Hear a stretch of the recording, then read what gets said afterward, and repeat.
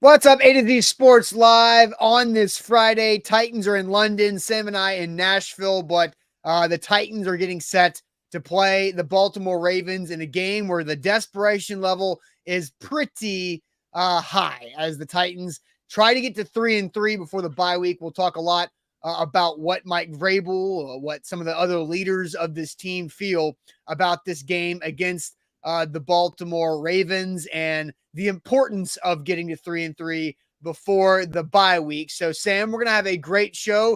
We came up with a topic. We're going to play some hypotheticals. One of our hypotheticals is going to become true, but we'll find out which one of those does become true later on in, I guess, after the game in London. And then we'll talk about a couple things. And we've got a bet for this weekend like we always do on a Friday. And we've also got an interesting, fun conversation that we didn't get to yesterday on a Thursday show with Jack, but we'll do it here on a Friday, again, if we have time. And then good news to send us all to the weekend. Buck, I believe, is in London at this point. I talked to him when he was in Boston yesterday, but Buck will have some coverage for us at A to Z Sports from London throughout the weekend. Sam, welcome in. We're going to have a big-time weekend, aren't we?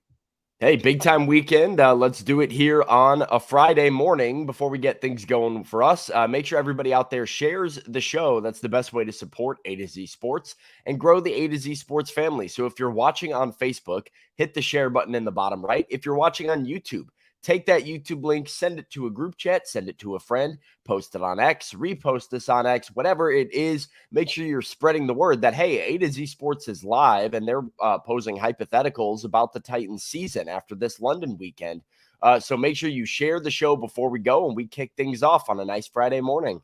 Yep, let's get it going officially. Welcome to A to Z Sports, powered as always by the BetMGM app. I'm Austin Stanley. He is Sam Phelan, our Titans reporter at A2ZSports.com, and we are Nashville's on-demand sports network, going live every weekday morning at 8 Central Time on Facebook, YouTube, and Twitch. Links to the show segment by segment on our Twitter X timeline. Also hit us up on Instagram, TikTok, and Threads for more great Titans content. We got to thank our sponsors because they make it happen for us and they help out all of you, like Wilson County Hyundai.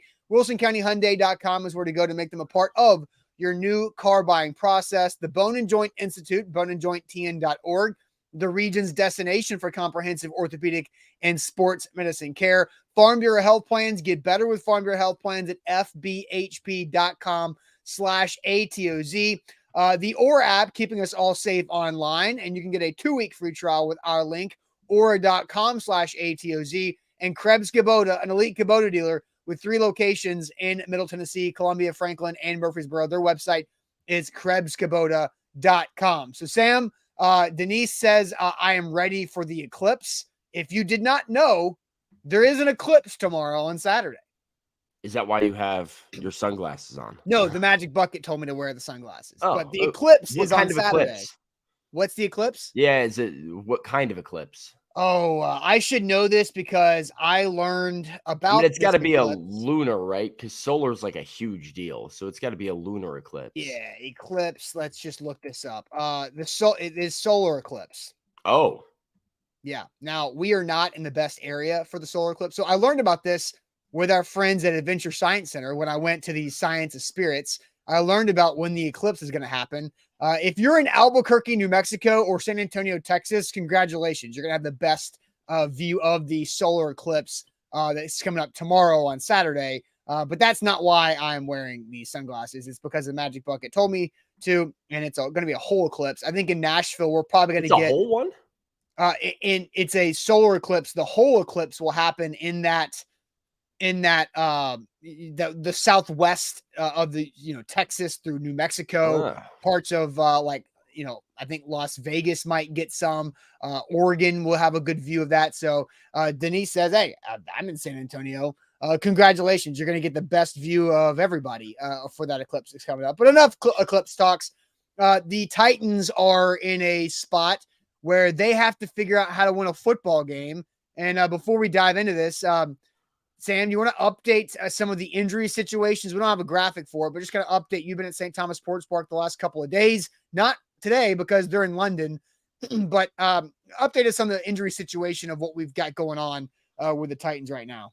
So 3 Titans ruled out already for the game that did not make that trip. That's linebacker Luke Gifford, defensive back Elijah Molden, and wide receiver Traylon Burks, which kind of a fear, a worry, a concern, but kind of the vibe that I have been getting over the last week or so, which was that the goal for Traylon Burks was going to be Atlanta, get him back for the bye week. They're really the only reason the Titans didn't place him on IR when he went down with this knee injury was, well, we have that bye week, so we don't want to necessarily miss him for that Atlanta game if he'll be back and healthy by then. So no Traylon this weekend against Baltimore.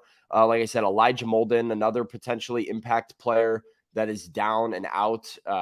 And figure out what the Titans are going to do at some of their safety depth, and potentially a Dane Cruikshank game coming with Mark Andrews, and how much we know the Ravens like to get him involved on offense. Tier Tart did travel, but he has not practiced up to this point. So it's listed as a toe injury, and it kind of remains up in the air. No sign of Tier Tart, but Mike Vrabel seemed a little bit more optimistic that he would be out there than he was about Traylon when he was asked earlier in the week. Yeah, I do find it interesting that they traveled Tier Tart. I thought it was a good idea, and I talked about it yesterday. I did not expect or think it was a smart idea for Traylon Burks to fly, and that was a decision that clearly the Titans agreed with. So he is out for this game, like you mentioned. And we had the question yesterday, Sam, is who will the Titans miss more versus the Ravens, Tier Tart or Traylon Burks? And like 85-90% of the comments were Tier Tart. And I just thought the interesting aspect of the NFL team will miss the undrafted free agent more than they would miss the first round draft pick. The context and situation stuff matters, but just the big picture view of that statement was kind of shocking. Yeah, I mean, Tier Tart made a lot of money last week by sitting on his couch and watching how the Titans' run defense performed against the Colts without him out there lets you know what a disruptor he is. And so I would agree with that I think the Titans are going to miss Tier Tart if he doesn't play more than they would miss Traylon Burks. So, got to cross your fingers and hope he's out there. Like, this Ravens rushing attack is even better than the Colts because they have the mobile quarterback that they run a lot of like read options with and zone options and things that are like can beat you with explosive running plays and not just like gains of 5 to 8 yards here and there. So yeah, this isn't Zach Moss that we're talking about. This is a much better running attack, and you're going to need Tier Tart if you want to, stay impactful on the defensive line. But yeah, Tier Tart has done nothing but made extra money by not playing right now, which is wild. Tier Tart is going to get, after watching last week, I was like, maybe the Titans should re-sign Tier Tart with that $100 million of cap space they have. Yeah. Who knows what that's going to cost, especially as Danico Autry, off-season topics. That's something we can put in our back pocket. Danico Autry or Tier Tart, who's more important for 2024? Because I believe both are on the last year of their deal, if I'm not mistaken. But Sam, there's a lot to go into this game, and Mike Vrabel, Kevin Byard, and Ryan Tannehill were all talking about going into the bye with a win to get to 3-3, and really the urgency behind what this game represents. It feels a lot more different than what a typical week 6 game would mean. But here are some of the Titans leaders. How important might it be even more going into a bye, trying to get to 500? Well, it would be, it'd be nice to get back, even, and then give ourselves a chance after the bye to put something together. I don't disagree with you one bit. Just say the urgency is at an all-time high. Just how it would be anytime we lose a game or whatever it may be, we got to find a way to get back on track. It's going to be important for us to get on the road, obviously across the water, to get out to a fast start. So yeah, it's going to be important. You want to, we want to win a lot more games than we are right now. So that's the onus this week is to finish this week with a win, no matter the circumstances, where we're at, who we're playing. Got to find a way to go win this game on the road, and head into the bye at 3-3, and then we'll go from there. So there's Vrabel, Kevin Byard, Ryan Tannehill. I think, Vrabel said it's a great question, from Teresa Walker, because it does feel like there is a massive difference between 2-4 and 3-3 for this Titans team, especially because they've been on this lose, win, lose, win, lose. You need to follow it up with a win, then have a bye week in that lose slot, and then come back and maybe beat the Falcons at home where they're 2-0 to get above 500, and then to see where this season can take them. Yeah, I mean, I kind of talked about this on Titans at 2 earlier in the week, Austin, but there's nothing worse than the NFL when you lose as a fan and you're sitting there for an entire week waiting on your team to like come back and hopefully right that wrong. It's even worse when you have a bye week the next week, and it's even worse when you're coming off of back-to-back losses. So like the level of morale that I think I'll add another. It's even worse. It's even worse when the plane ride home is 8.5 hours. Oh yeah. Yeah. So, I mean, like it just feels like for the morale in the Titans locker room, for the morale amongst the fan base, for the morale around this team, and for the rest of the 2023 season with where the Titans want to get and what feels like is possible for them, 3-3 to 2-4 is a massive difference. And so I was feeling pretty good heading into the Indianapolis game that, hey, the Titans were going to find a way to get to 3-3 somehow. I thought the Titans would beat the Colts and that they were kind of playing with house money. But now it's almost like your back is up against the wall and you have to beat the Ravens. If you don't, it would feel like this beginning portion of the season, probably a big disappointment. Yeah, for sure. So, Sam, we've got 2 hypotheticals. One of them will become true on Sunday after the Titans-Ravens game. So we'll get to the first one. They are both fill in the blank opportunities for you guys in the chat. So fill in this blank. If the Titans beat the Ravens, ... this season, blank. Fill in that blank. If the Titans beat the Ravens this season, blank. So it's up to you filling in the blank right there. But first, let me go to our great friends at Krebs Kubota. Krebs Kubota is where you should turn for all of your equipment needs. They have 3 great locations in Middle Tennessee, Columbia, Franklin, and Murfreesboro. Their website's KrebsKubota.com, and they are an elite Kubota dealer, which means they've got the best equipment in the industry across the entire country with the Kubota line, and that direct line to Kubota means you have the best warranties with your equipment that's out there as well. Plus, the Krebs family name, they've been serving Middle Tennessee for over 18 years, and they strive to have the best when it comes to community customer service in your community for everything you need when it comes to your equipment. So check them out for all of your equipment needs, big or small projects around your property, around your home, KrebsKubota.com. Today's show powered by BetMGM, the king of sportsbooks. Use the bonus code ATOZ Sports when you sign up with BetMGM and get up to $1,500 back in bonus bets if your first bet doesn't win.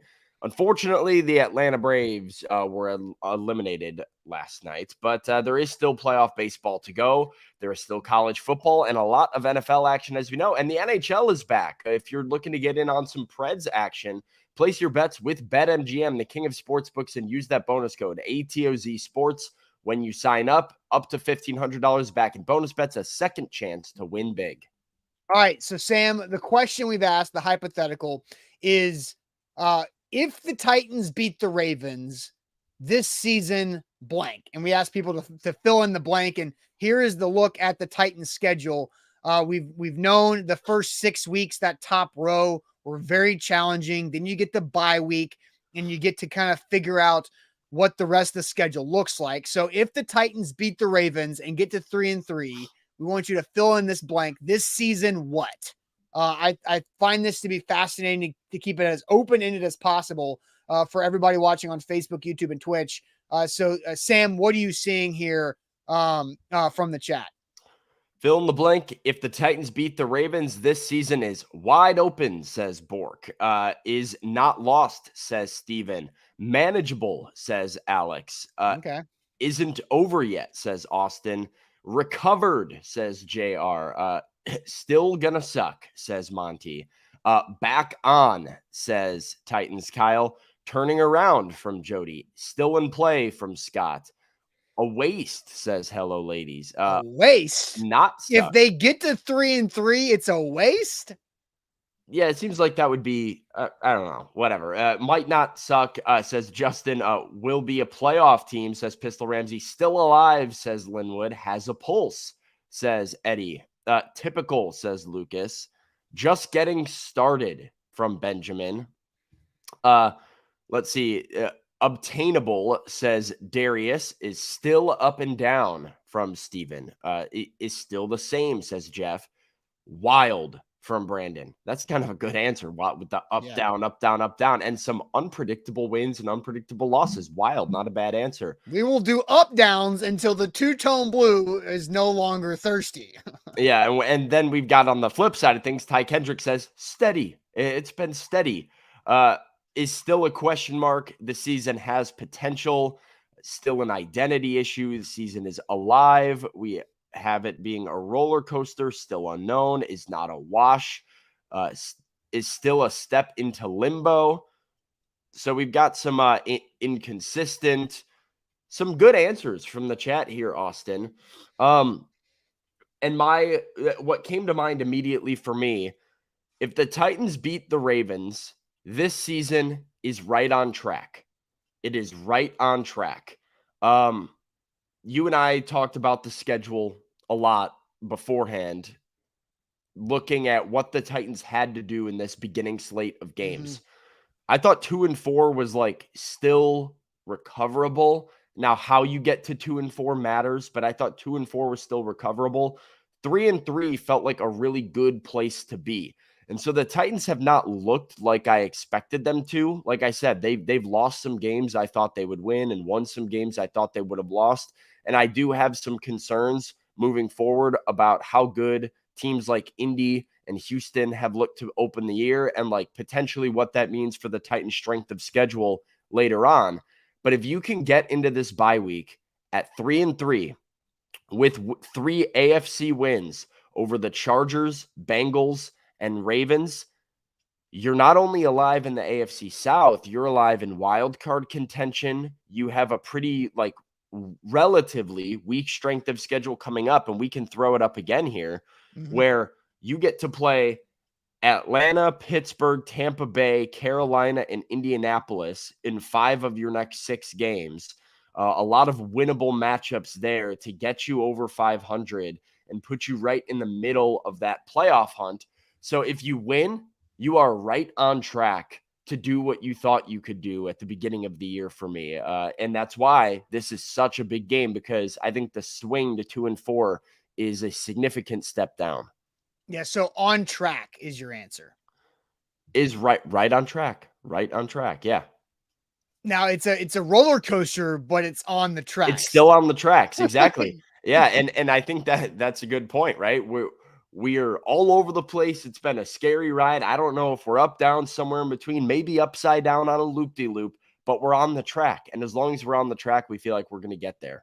Yeah. So my answer to this question, if the Titans beat the Ravens in London to get to 3-3 this season, has everything you want still ahead of you. And everything that you want is still achievable. Now that might be another way to say right on track, like you said, but yeah, I think playoffs, I think winning the division, all of these things are still in play. And then you would get another win over an AFC team. And, you know, you have a chance to have those head-to-head tiebreakers and against a potential wild card team like the Chargers, the Bengals, who I think will get right and continue to get right a little bit. And then against the Baltimore Ravens, that if that comes in there.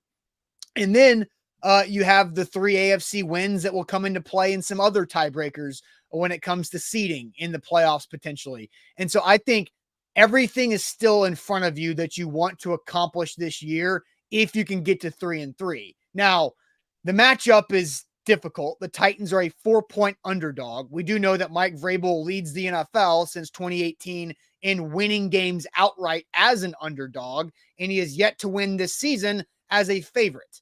Now, they haven't been favorites that often. They were favorites actually just the one time against the Colts, I believe. The Saints were a favorite. The Chargers were a favorite. The Browns were the favorite. The Bengals were the favorite as well, because I lost a lot of money on the Bengals money line in that game. And then the Titans were the favorite against the Colts and lost on the road. So I do think that's a typical spot for Mike Vrabel teams to be in and succeed, is to be the underdog in a spot where nobody's expecting them to do anything and come out and whip somebody's ass, because they did that 2 weeks ago in Nissan Stadium.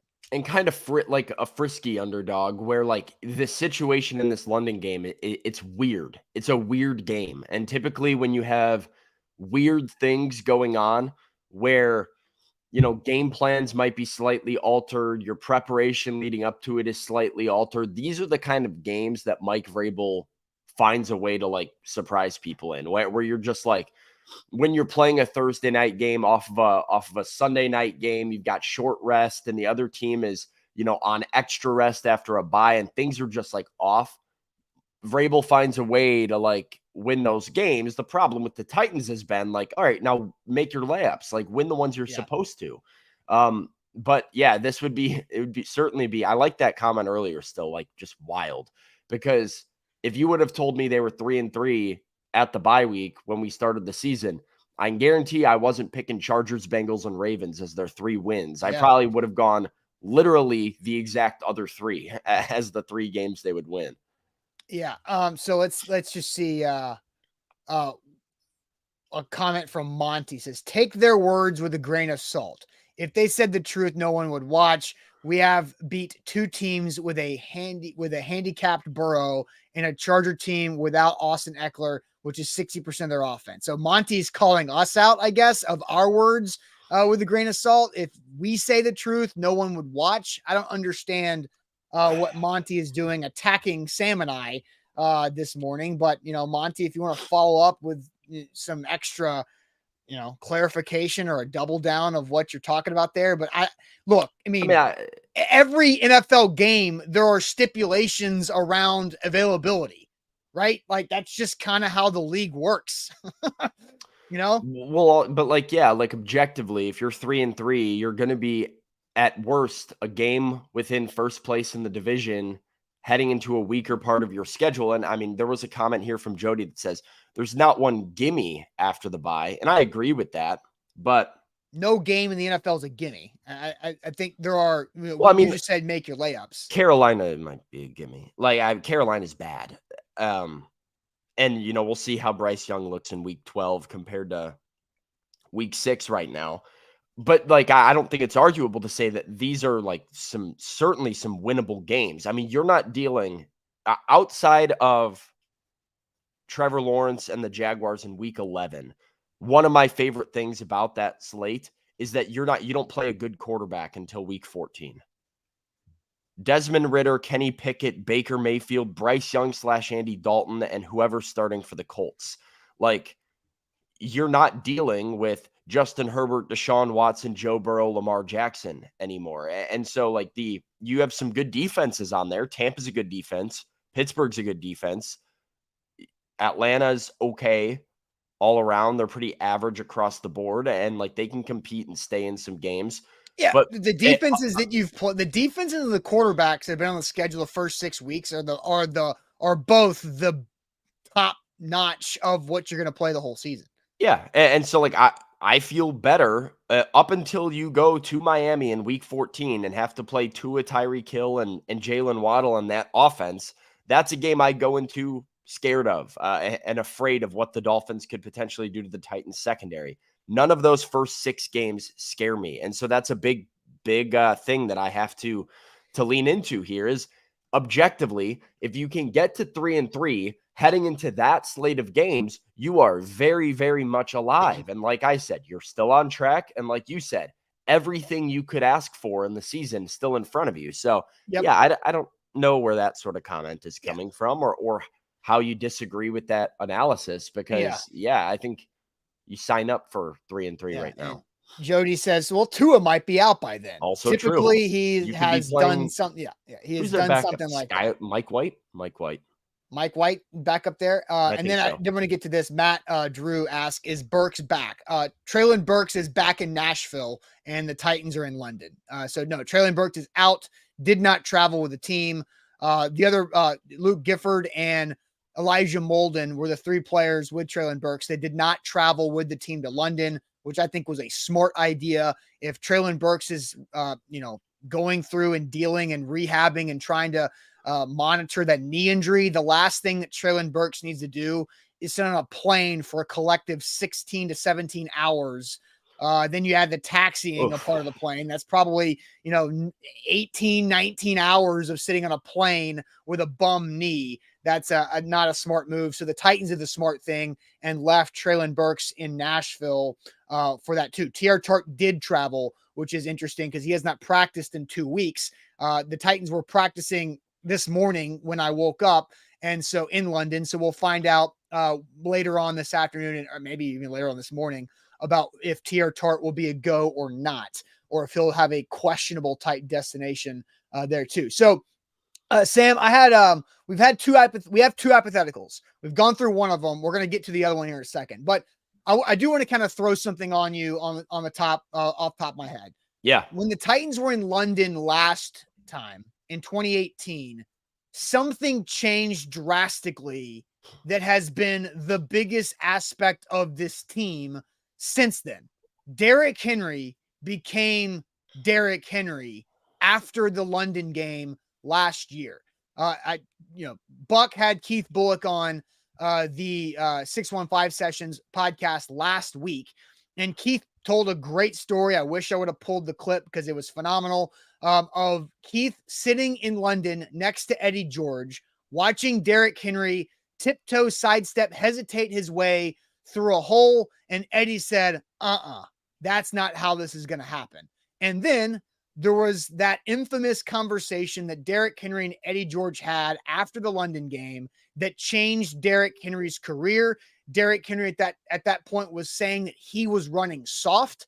And then later on, a month and a half after that London game, Derrick Henry exploded on Thursday Night Football with 4 touchdowns against the Jags, including that 99-yard touchdown run that put him in NFL history the first time.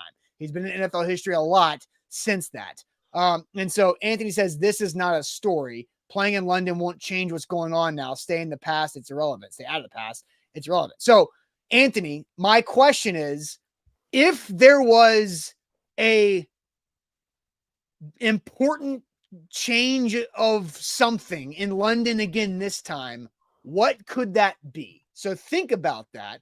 If there was a Derrick Henry type transformation with this current roster, who or what could have this light bulb breakthrough moment in London, like what happened 6 years ago? I'll let you think on that. But first, Farm Bureau Health Plans, they can have your light bulb moment of saving money on your health coverage and getting better coverage too. Farm Bureau Health Plans, they've been serving Tennesseans for over 75 years. So they have perfected the health plan game, and they can help you out with whatever situation you are in, whether you are a single entrepreneur, independent contractor, going and attacking the world by yourself. You need somebody in your corner when it comes to health coverage that can help you out. That's where Farm Bureau Health Plans comes into play. Maybe you have a growing family. You want to plan on that long-term health coverage for that long-term family. Farm Bureau Health Plans can do that as well. Maybe your family is out of the house, you're empty nested with your spouse, and you need the next level of health coverage. Farm Bureau Health Plans, they got you there too. 200 plus locations, 218 to be exact, across Tennessee. It's so easy to start at fbhp.com/ATOZ. Today's show powered by BetMGM, the king of sportsbooks. Use the bonus code ATOZ Sports when you sign up with BetMGM and get up to $1,500 back in bonus bets if your first bet doesn't win. That's a second chance to win big with the king of sportsbooks and the bonus code ATOZ Sports, whether it be on NFL, NHL, MLB playoffs, or college football. Make sure you're doing your playing with the king of sportsbooks and BetMGM.com.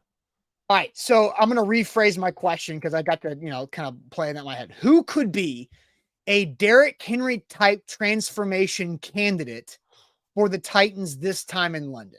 So who could be a Derrick Henry type transformation candidate this time for the Titans in London? So I kind of went over that. That's where things changed. Let me know what you think about that. If you got some comments in the chat you want to get to on who could have their breakthrough moment, you can go ahead and go there. Yeah, well, I keep seeing, I'm trying to find a specific one. I just see a lot of Chig. It is really what I see the chat saying. Alex says Chig getting on track to be the offensive weapon he should be. And then Matt Johnson says, Fulton or Dillard, the ideal breakthrough candidates in London. So some potential options if you want to follow this Derrick Henry path, right? Is it Delaney Walker whispering in Chig's ear, "Hey man, we got to start catching balls." You know who's in London? Delaney Walker. Delaney Walker's in London. Delaney Walker is in London as a Titans legend for this game. Yeah. So, hey, maybe it's Delaney Walker talking to Chig after the game going, "Hey, man, we got to start catching these passes and running hard down the field and blocking with some physicality and having a little bit of have a little bit of pride in our blocks here." Maybe it's the thing that unlocks Chig. I'm going on the other side of it, though.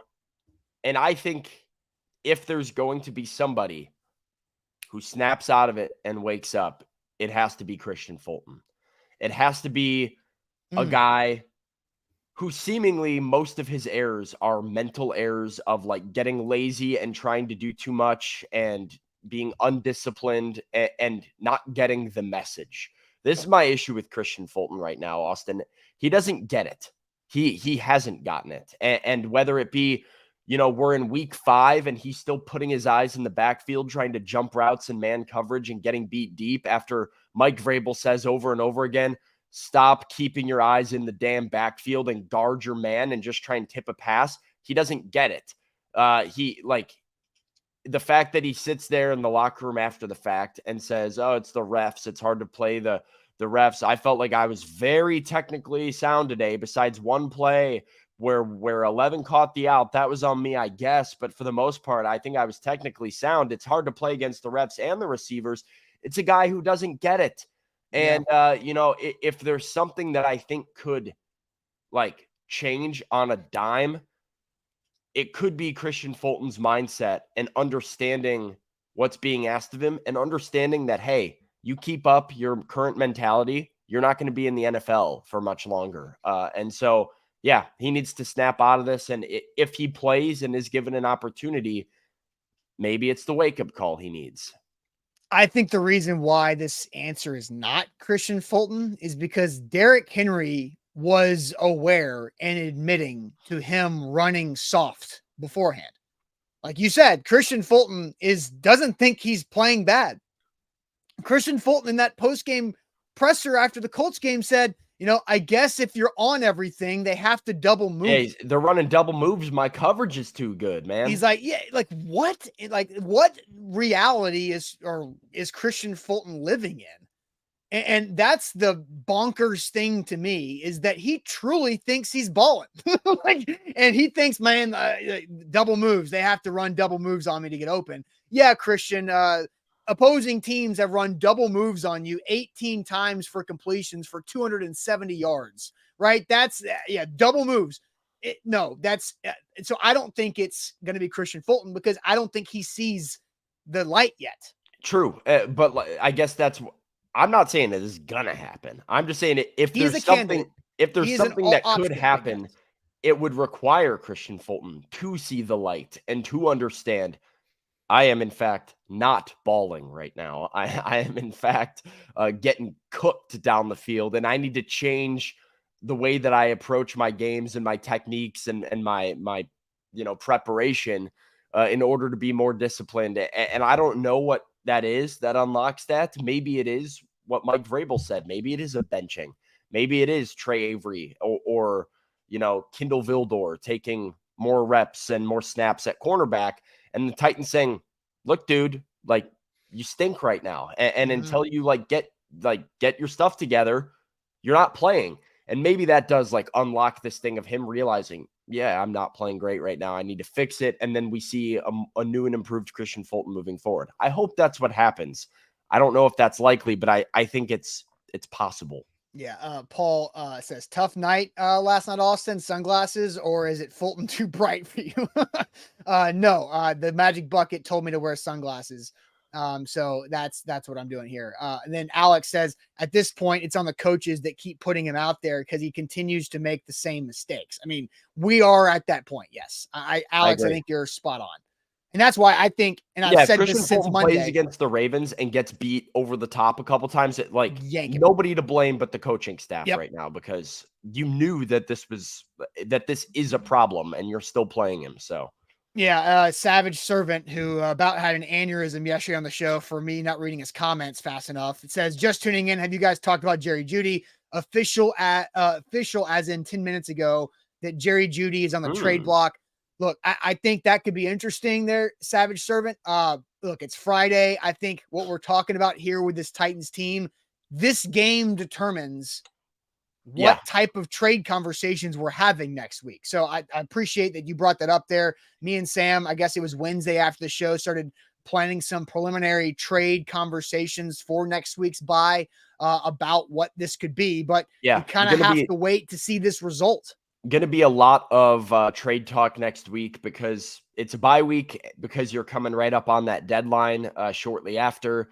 And because we know right now, at least, where like a couple of the Titans' big weaknesses are. And as you pointed out, Austin, been a weird number of trades in the NFL up to this point this season where like we've seen a good amount of players dealt for pretty cheap prices. And, you know, what could that mean for the Titans as they look to sort of get on the right track to playoff contention? So I'll be all over the trade deadline content.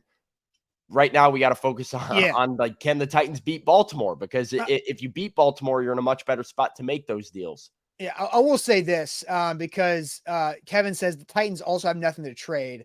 I thought that, Kevin, until I started seeing what was being traded already in the NFL. Trade prices are low. Like teams are trading draft picks or swapping draft picks like 2 drafts from now. Like, I don't think there's been a trade made with a 2024 pick involved. I feel like they've all been like 2025 day 3 picks. And so I think my opinion has changed on the Titans potentially being buyers, but I think they have to at least have a good showing in this game to be a buyer at the deadline. So again, we'll talk about that. I think we got a lot of good conversations ahead of us when it comes to the trade deadline. But Sam, my answer for the who could have the Derrick Henry type transformation in London for the Titans this time compared to what the King had in 2018, I think the correct answer is Chig. I think we've seen flashes. We've seen him play physical, but we've seen him drop passes, and they've been like 3rd down, potentially conversion passes that he's dropped. He's got great yards after the catch ability. We saw that. He led every tight end in the NFL last year in catches of 40 or more yards. A lot of them, I think all 3 of those catches of 40 or more included Yak. And so I think Chig has an opportunity to really do something. And I might be foreshadowing something that we're going to talk about later in the show, Sam, that I did already this morning, but we'll talk about that here in a little bit. But Sam, we've asked one of our hypotheticals, and then I threw a curveball at us already here, but let's get to our next hypothetical. So we've talked positive. We've said fill in the blank. If the Titans, we should probably let's get to Darren real quick before we move it on, because he's still on track with like kind of the Fulton talk. I like here. That. Yeah. Darren says, I remember a few years ago being a fan, just excited to see how the team's attitude was. We're going to beat up the opposing team up physically. Now it feels like the attitude is just don't mess up. I do think there is something to that. Yeah.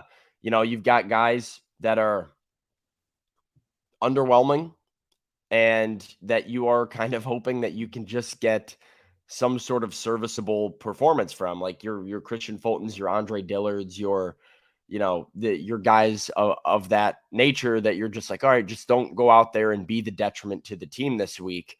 And certainly not fun when you feel like you're playing not to screw up and you're playing just to kind of tread water and stay alive instead of trying to take the fight to the opponent. Now, there are guys on this team that still do that still are, all right, I'm going to come punch you in the mouth. But yeah, I think this is a very fair frustration from Darren, and probably something that Titans fans everywhere would feel and empathize with. Yeah, definitely relate to that comment from Darren. A lot of people should. All right, so we did fill in the blank. If the Titans beat the Ravens this season, blank. Now it's the opposite. Fill in the blank. If the Titans lose to the Ravens this season is what? All right, so fill in that blank. If the Titans lose to the Ravens for 2-4 going into the bye week, this season is blank. But first, let me tell you guys about our great sponsor, Aura, who's keeping me safe online and protecting my information. They can do the same thing for you. They're doing it for Sam, for Zach, for several people with A to Z who have signed up with the Aura app, and you can get a 2-week free trial with our link, aura.com/ATOZ. Once again, 2-week free trial with our link only, aura.com/ATOZ.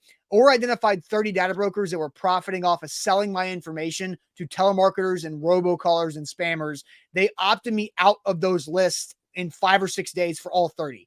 They continue to check for data brokers gaining my information and keeping my information tight. So I'm not getting robocalls. I really don't. And that's an honest truth. I don't get robo or spam calls at all like I used to. And also, they have password management and protecting, credit and identity theft monitoring, and parental controls. If you have the kids on the devices on the home Wi-Fi and you don't want them to go certain places, or it can help you set those up as well.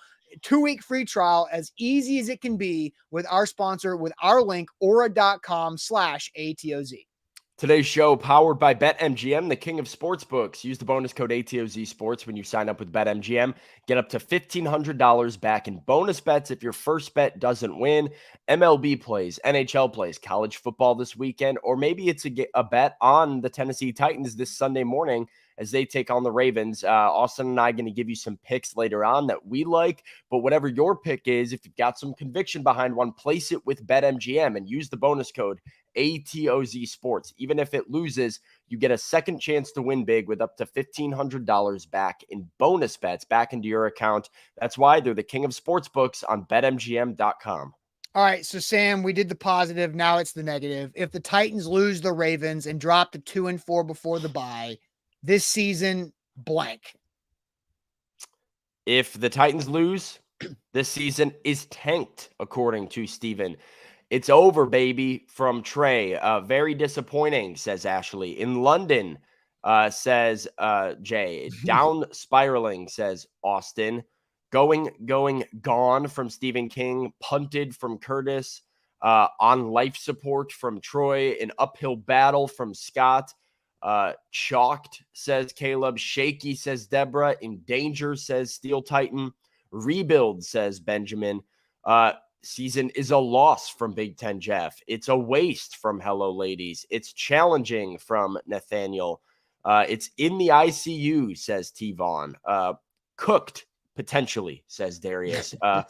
Is just another season. Couching that, yeah. Says Alex, just another season is slowly going downhill, says Orlando. Probably a wash. Hard to rebound from. On life support seems to be a common one here. In jeopardy, says Bork, still inconsistent. I like the ICU life support stuff, Austin, because mine is if the Titans lose, this season is on the ropes. The Titans are then with their back up against the wall. Time out. Before you explain, I want to see if we can rank this. How do you rank from deadliest to most okay? All right. Hold on. The options that you have are life support, hanging by a thread, in the ICU, or on the ropes. Which one is the deadliest and which one is the most likely to recover? Rank those 4 and most likely to recover first. So on the ropes, hanging by a thread, ICU, life support. How do you see these things stacking up? And because Matt says they're all the same thing. I disagree. I think there is nuance to it. Life support is the most deadly. Absolutely the most deadly. Most okay is on the ropes. On the ropes. Yeah. Next most okay hanging is in the ICU. Yep. And then in between is hanging on by a thread. I agree. I don't know if that makes sense, but for some reason it does. That's the same thing I thought. On the ropes, you're good. Like you can come back and win this boxing match if you get backed up on the ropes. If you're in the ICU, you can come out. You can come out. You got some tough stuff to get through, but you can come back from that. If you're hanging by the thread, all it takes is one little snip of the scissors and you're dead. And on life support, somebody else might make that decision for you, right? That's where I view it exactly how you said it. Yeah.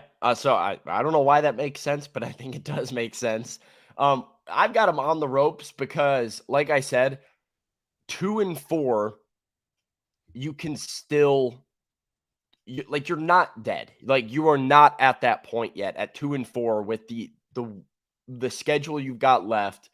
I wouldn't count the Titans out at 2-4, but it would certainly feel like you were on the cusp. If you went to 2-4, having lost to the Colts and lost to the Ravens into the bye, Rocky lived on the ropes and still won. Rocky was Rocky was kind of a loser. Like, Rocky lost like a lot. Rocky lost a lot. Well, yeah, but he won when it mattered. I mean, for a guy that has like 7 movies about him, like, how many fights did he win? 2? What? All right, you keep Rocky's talking. a lovable I'll loser. Google Rocky's record. Okay, Rocky's a lovable loser. Oh. I'm sorry. The chat seems upset about it. Trey says Rocky's a loser. Wow.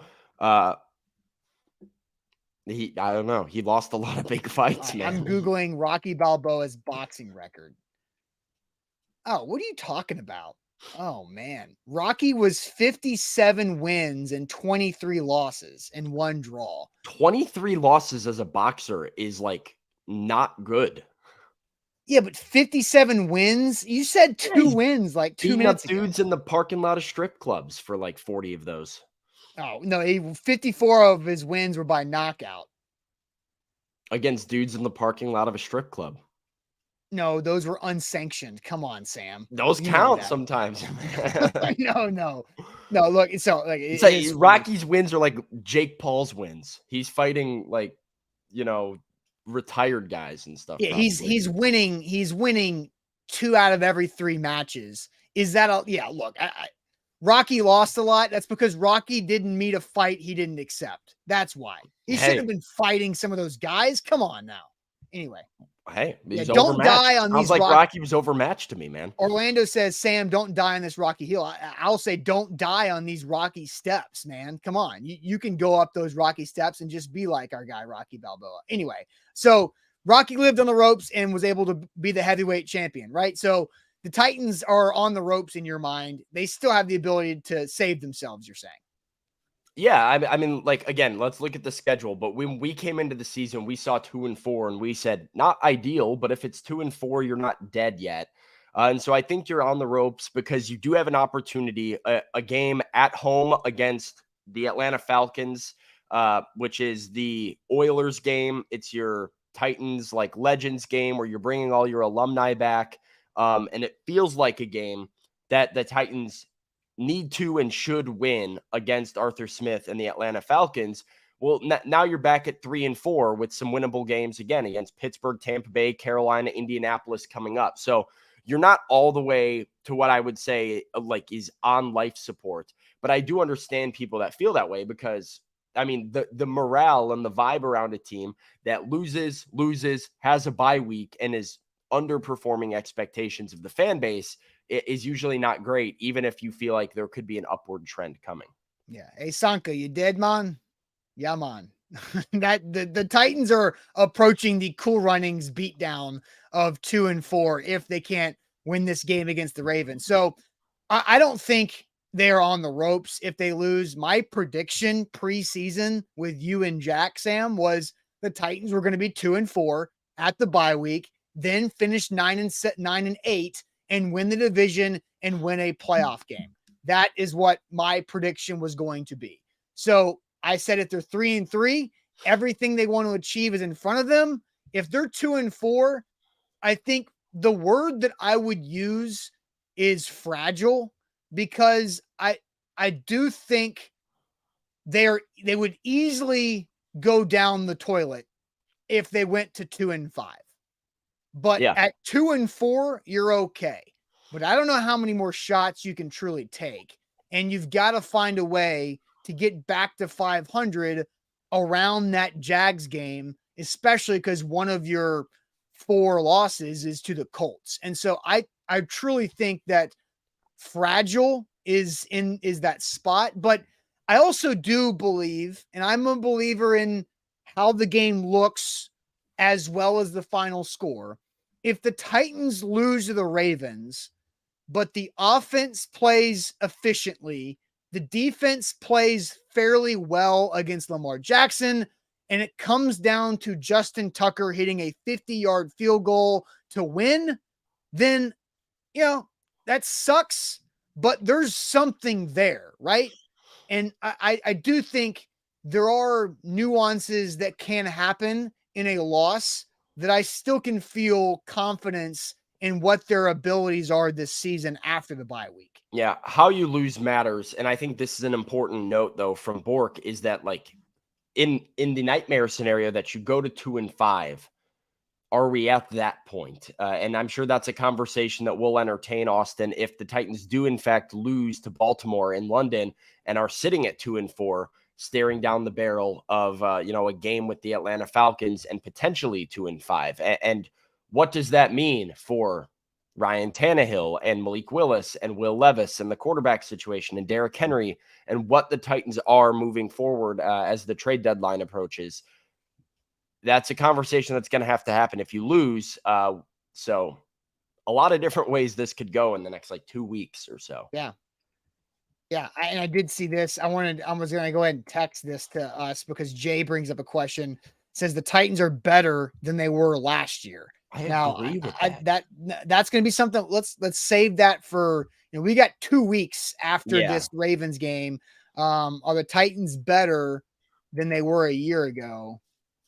I think that's an interesting question that we can discuss, Jay, in the next couple of weeks. But all right, so Sam, I still think the Titans can win the division this season. I still feel that that's on the table. As of now, I would have to agree.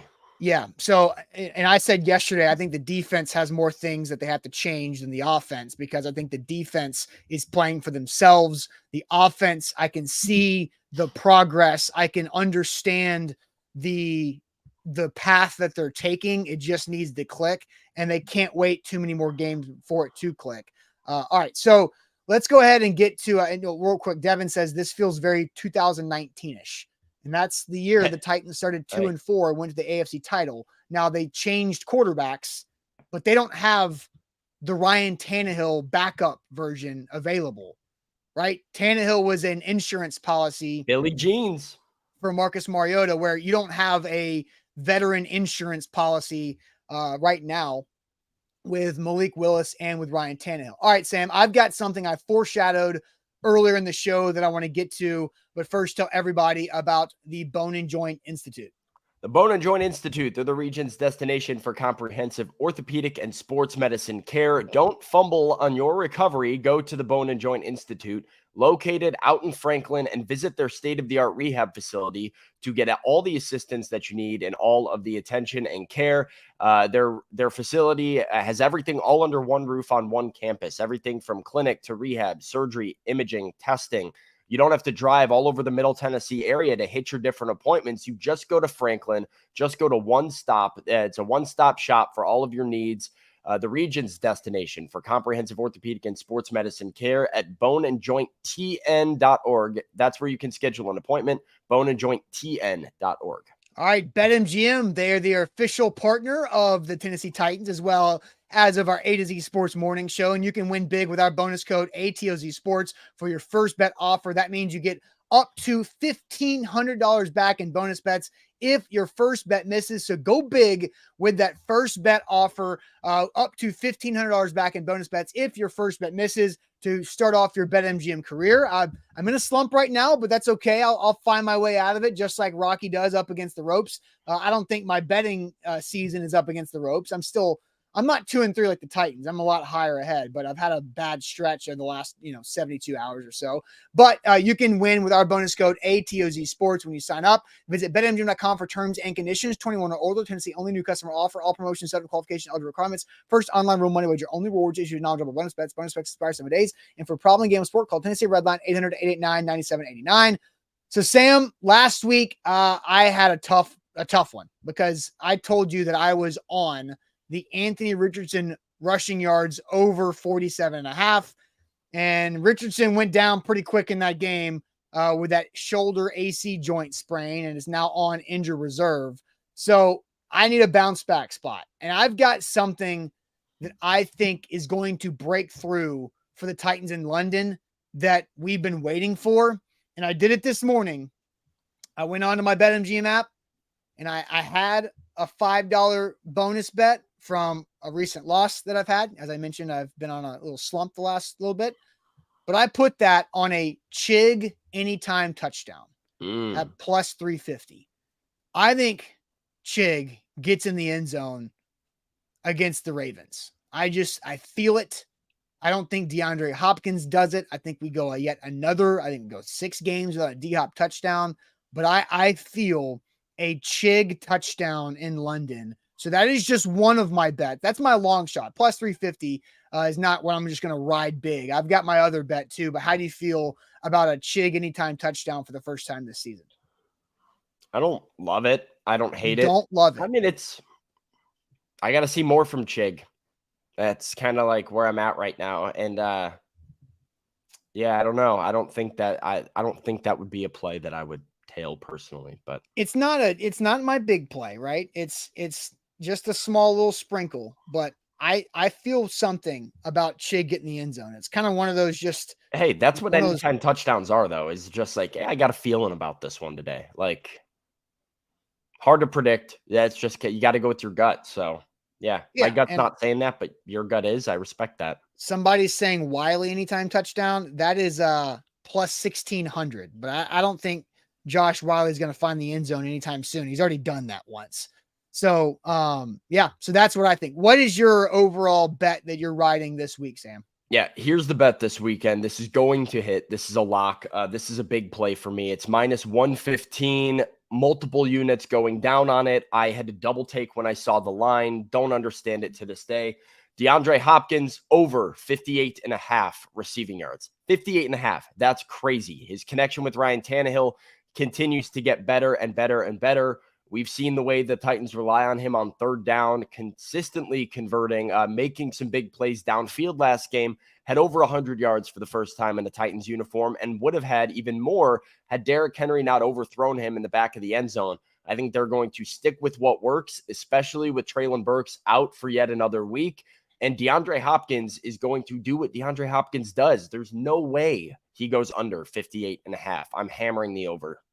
The receptions for D-Hop, now it's minus 140, but it's over 4.5.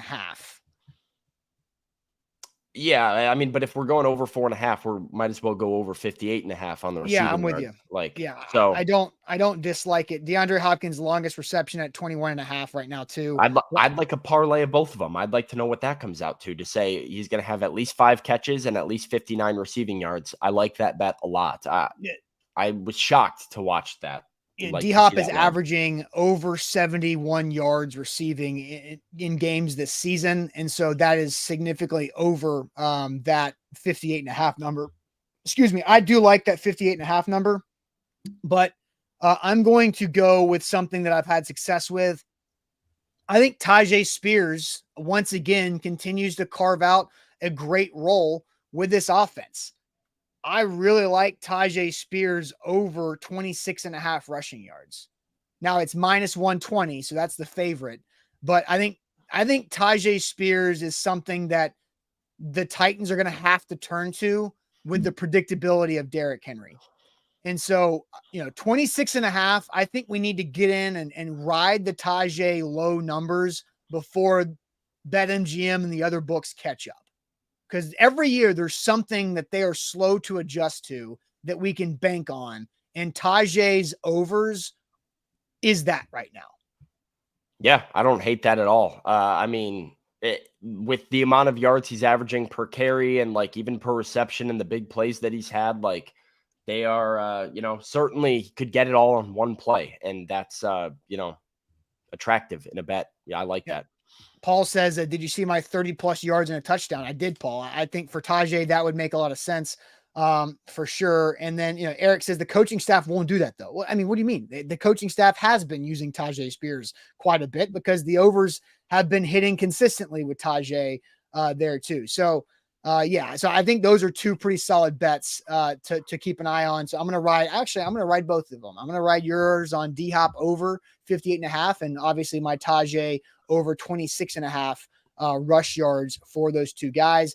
All right, Sam, you want to have a little fun? We talked about this. We've got some time built in. You want to have a little fun with the kicker, Nick Folk? Yeah, sure. Why not? Let's do it. You had a good conversation with Nick Folk earlier in the week, and we haven't been able to play it yet, but Nick Folk has made his way around a ton of stadiums in his NFL career. Do you have a team? You have an EPL team? Yeah, I'm a Man United fan. Okay, so how you feel about playing at Tottenham over there? I mean, it'll be fun. It'll be fun to play at a new stadium. I always like playing at a bunch of different stadiums. I think in my career I've played at an NFL game or an NFL sanctioned game in 42 different stadiums, something like that. So it's kind of cool to play in a bunch of different places. So it's it'll be fun to get a new one under the belt. This will be his 43rd stadium he's played in, which is nuts. Austin, I didn't realize how like insane that was until yesterday. Because yesterday I started going around asking coaches and players, just like, hey, do you know how many you've been to? Like, what do you estimate? Tim Kelly said somewhere around 30. He hasn't even been to like Atlanta yet. There's like stadiums he hasn't even been to. I asked Morgan Cox, who said his number was up at like 36. DeAndre Hopkins told me he was somewhere around 33 to 34, probably. He estimated Danico Autry kind of in that same boat, like that 32 to 34 range. And Morgan Cox even shared with me, in order to play every team, both home and on the road, Austin, to do that based off of like the old rules, it's a little different now with the extra game, but yeah, you would have to play with the same team for 8 straight years. And even if you did that, or like, and otherwise you had to get pretty lucky with like scheduling of like hitting a team that you hadn't already played with the other one. So that's just to get to the 30 active NFL stadiums, with SoFi and MetLife both being the home of 2 different teams. Mm-hmm. So there's 30 active. Nick Folk has added 12 additional stadiums on top of the 30 active ones currently. And we were trying to do the math. Me and Morgan were sitting there like, which ones has Nick played in? He played at Old Dallas. He played at Old MetLife. He played in Mexico City, Wembley, Tottenham. He played in St. Louis. He played maybe at the LA Coliseum, we determined. Maybe Oakland, Old San Francisco, maybe a couple of the like old Minnesota. Old Minnesota, or when Minnesota was at University of Minnesota, or like whatever it was. There was all these different stadiums where like that he has to have like maxed out the possibilities for him to be at 42 different stadiums. A wild number, a shocking number. And I'd be curious if anybody else around the league right now like can touch more Nick Folk. San Diego. Did you mention that one? Yeah, like right. There's a couple options and Morgan Cox mentioned too, he played against San Diego when they were playing in the soccer field, like the soccer stadium. And so he was like, that was another weird one that, he just played in one time. So I don't know. He also said NFL sanctioned games. There's a preseason.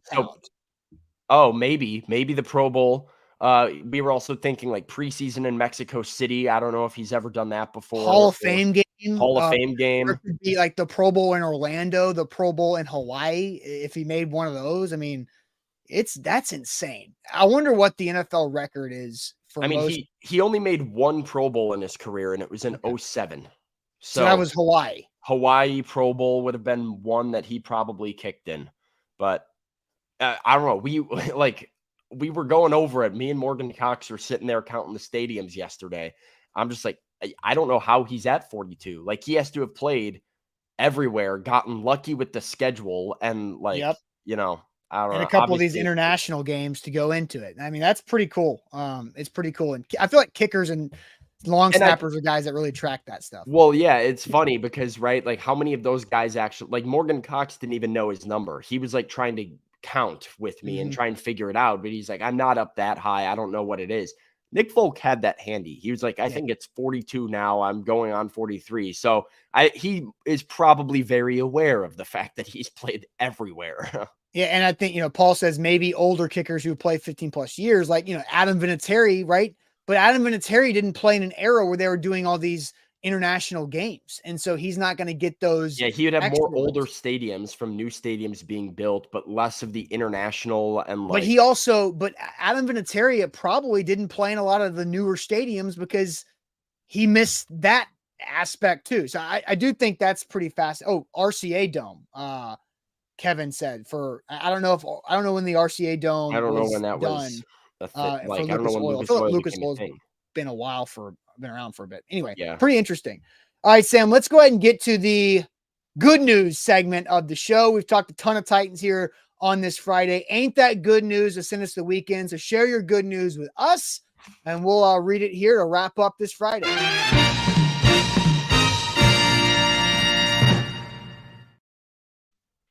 Thanks again to Wilson County Hyundai. Make them a part of your new car buying process. See them in Lebanon or online, and go see our friend Payne Bone online at wilsoncountyhyundai.com to make them a part of that new car buying process. Sam, good news in the chat. I'll let some of that good news flow in. Jeff says good news, COVID negative and got to play the MW3 beta. I have no idea. Modern Warfare 3. Oh, okay. Fair enough. Yeah. Then he says Rangers versus Astros, all Texas baseball battle for the World Series. Go Rangers. Go Rangers. Where's our Astros fan in the chat? Go Rangers. I can't do this right now. Right. Let's see. Hey, good news for Jason. Just got approval for 100% disability from the VA. Congratulations on that. I'm sure that was a long process. Jay Boston says good news. Titans played at 8:30 a.m. freeze up by Sunday afternoon. That's true. Let's go ahead and mention that because me and Jack are going to be live for our Titan game day starting at 8 o'clock. So you guys are used to watching us at 8 o'clock Central Time for our morning shows right here, but 8 o'clock on Sunday for a game day. That's an early start for us. So we're excited about that. Me and Jack have a lot of fun things to talk about on Sunday. So there's Justin. Right there's Justin. Wow. I saw his comments earlier. I thought we might be able to dodge talking about the Astros. I'm sick. Although I am glad he beat the Twins. So I guess go Astros for that. Karen says good news. The Preds won 3-0 in their home opener over Seattle. That is some good news right there. And Toff says good news. The Dodgers lost another playoff series. I think we can celebrate Dodgers losses. That's fine. Sorry to Austin Huff. Man. D-backs are fun. Yeah, on the Tighten Up podcast, Austin Huff, Dodgers fan, Jim Wyatt, Dodgers fan. So apologies to them. But my good news, Sam, is that next week, the Titans bye week means the annual cabin weekend for me and my family. So I will be off Thursday and Friday. So no good news for me on next Friday because I will be up in Slade, Kentucky in our Red River Gorge cabin that we've been at for the last couple of years, taking in nature in the fall, all the leaves in that drive up there in the Red River Gorge. It's beautiful to take some relaxation, some hiking, and also trying to see if Alabama can lose to Tennessee in back-to-back cabin weekends for me. So it was your cabin weekend last time. That's where I was last year to watch Tennessee beat Bama. So we'll see how that goes. Wow. All right. My good news, Austin, is that I'm going to see the Taylor Swift Eras movie tonight. That's my good news. And I'm very excited about it. Smiling through your pain. No, I am curious. I am curious to see. Is this going to be like, is this going to be like a work movie? Like, are you going to be able to see if there's any stories we can get out of this with the Travis Kelce things? Yeah, might have to look into that. Might have to see, what's the lowdown there. Yeah. So did you make it through the scary movie from last week? Yeah, it wasn't that scary. I'm going to be honest with you. Like, I did not like it, but like, I didn't like it because of, I don't want to, come on here and bash anybody that, like, if you want to go see Exorcist Believer, go still see it. Like, why not? I thought it was going to be like one of those movies that I walked away from being like, I hated that. That was terrifying for over 2 hours and like, just like made me feel gross. I wasn't all that bothered by it. I thought it was kind of underwhelmingly scary compared to the trailer. Okay. All right. Well, I wonder which would be scarier, the Taylor Swift Eras Tour movie or that movie. I don't know. It depends on. It's a good question. I'm going. Oh, gosh, man. the theater experience is going to be the worst part of that whole deal. Like, of the people that you'll be around in the theater is going to be the Correct. scariest part. Correct. But I'm trying to go for the movie and have a good time, and support my girlfriend and, be, so. And that's all I have to say about that. All right. So we will wrap this thing up. It's into the weekend. We'll be live once again at 8:00 in the morning on Sunday for our Titan pregame show. Thanks to all of our game day partners, Adventure Science Center, Jarrett Companies, Chim Chimney, BetMGM, Mint Gaming Hall, the Law Office of Amanda J. Gentry, and X Golf Nashville. So we'll have a lot of great content there. But on the way out, make sure you like the show before you go. Give us that thumbs up. It goes a long way. Vols halftime postgame show tomorrow. Buck Rising will have a live 615 sessions show from London tomorrow morning as well. So watch out for that. And we'll see you guys on Sunday morning. Have a good start to your weekend. Appreciate it as always.